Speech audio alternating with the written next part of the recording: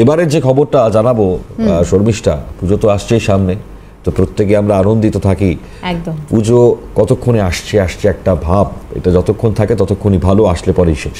তো যাই হোক না কেন, মুখ্যমন্ত্রী মমতা বন্দ্যোপাধ্যায় তিনিও দরাজ এখনো আমরা দেখতে পেলাম, কারণ যেভাবে অনুদান তিনি বাড়াচ্ছেন এ রাজ্যে, তো ক্লাবগুলির ক্ষেত্রে এবার 70 থেকে 85 চলে গিয়েছে অনুদান, মানে এক ধাক্কায় 15,000 টাকা বাড়তি, এবং পরবর্তীতে এটা 1 লাখ টাকা পর্যন্ত হতে পারে, মানে পরের বছর, এমনটাও তিনি মনে করে ঘোষণাও করছেন।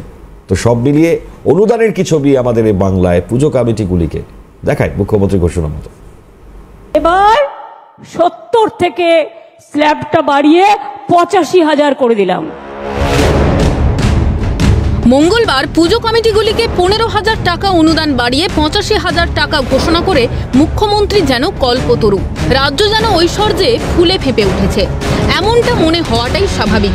কিন্তু সত্যি কি তাই?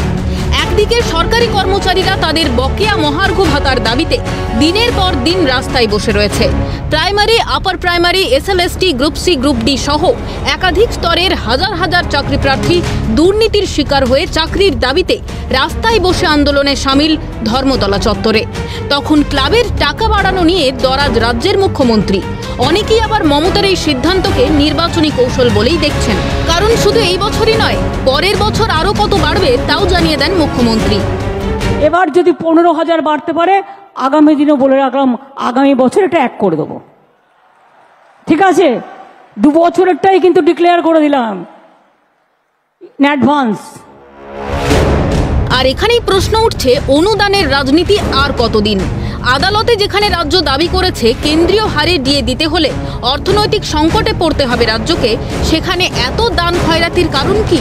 উৎসই বা কি? কারণ কেন্দ্রীয় বাজেটে বাংলার প্রতি বঞ্চনার অভিযোগ তুলেছে শাসক শিবির।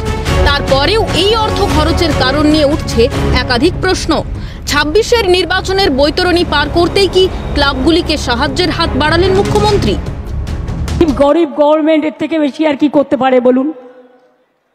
এবং আপনাদের বিদ্যুতের এটা অনেক কমিয়ে দেওয়া হয়েছে, ফায়ার লাইসেন্স টোটাল মুকুব করে দেওয়া হয়েছে। সাধারণের করের টাকাতেই পুজো হয়, তো পুজো উদ্যোক্তারাও জেনে নিন তাদের বাড়িরও ছেলেটা বা মেয়েটা চাকরির দাবিতে ধর্ণা আন্দোলনে। আবার কোথাও তাদেরই পরিবারের কোনো সরকারি চাকরি করা সদস্য এখনো তার প্রাপ্য ডিএ নিয়ে হাইকোর্টের দিকেই তাকিয়ে, কারণ সরকার ক্লাবগুলিকে অনুদানের পরিমাণ বাড়ালেও বঞ্চিতদের নিয়ে কোনো বার্তা নেই। ক্যামেরায় অপূর্ব দেবনাথের সঙ্গে বিপ্লব চক্রবর্তীর রিপোর্ট, ক্যালকাটা নিউজ।